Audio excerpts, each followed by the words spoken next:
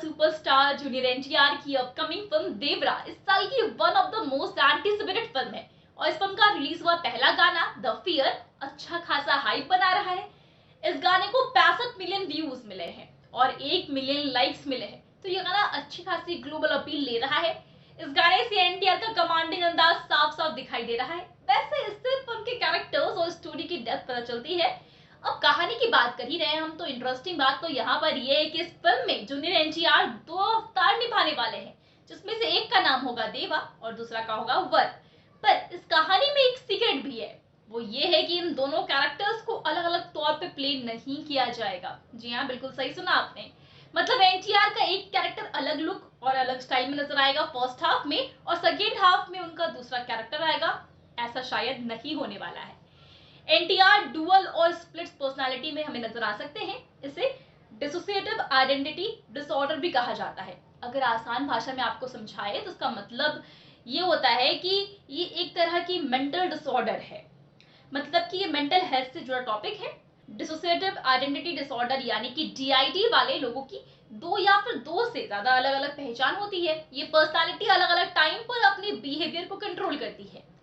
हर पहचान का अपना इंडिविजुअल इतिहास, सिम्टम्स, पसंद और नापसंद होती है। इसका मतलब ये हो सकता है दोस्तों कि डेफिनेटली जूनियर एनटीआर के 2 जो कैरेक्टर्स या फिर अवतार है, उनकी अपनी एक बैकग्राउंड स्टोरी होगी, साथ ही साथ अपना अलग अंदाज भी होगा, पर वो स्प्लिट होते दिखाई देगा।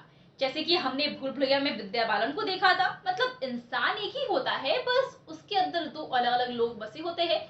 तो ओरिजिनल उनकी एक अपनी पर्सनालिटी होती है और किसी और की पर्सनालिटी भी उनके अंदर होती है, जो कि स्विच होती रहती है उनके मुताबिक।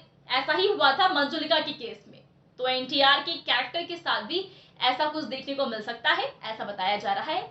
मतलब एक कैरेक्टर से दूसरे कैरेक्टर में वो शिफ्ट होते हुए नजर आ सकते हैं, जो कि काफी इंटरेस्टिंग बात है। पर भूल भुलैया में तो आत्मा थी, तो क्या देवरा में भी आत्मा या फिर भूत आएगा?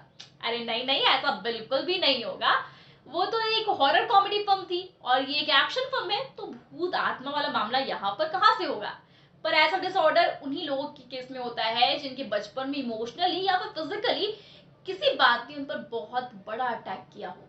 तो अब देखना यह है कि एनटीआर के इस कैरेक्टर के केस में ऐसा क्या हुआ होगा। वैसे बहुत अरसे पहले ये न्यूज सुनाई दी थी कि देवरा मेकर्स बाहुबली का पैटर्न फॉलो कर रहे हैं, क्योंकि देवरा में एनटीआर बाप और बेटा ऐसे 2 कैरेक्टर्स निभाने वाले हैं, ये बताया गया था। अब बाहुबली पार्ट 1 में हमें अमरेंद्र बाहुबली देखने को मिला था और सेकेंड पार्ट में हमें महेंद्र बाहुबली देखने को मिला था। तो देवरा पार्ट 1 एंड 2 के केस में भी ऐसा होगा, ये अंदाजा लगाया गया था। पर फिलहाल तो कुछ और ही सुनने को मिल रहा है। वैसे अभी तक इस कहानी को लेकर हम कुछ भी नहीं कह सकते हैं, क्योंकि रिलीज डेट अभी बहुत दूर है। ऐसे में रिलीज डेट नजदीक आते ही इन सब का खुलासा भी हो जाएगा। तब तक के लिए इंतजार करते हैं। वैसे आप इस फिल्म के लिए कितने एक्साइटेड हैं, हमें कमेंट्स में जरूर बताएं। साथ ही वीडियो अच्छी लगी हो तो वीडियो को लाइक और शेयर करें। Become an actor in Bollywood. WhatsApp hi to 8828850088.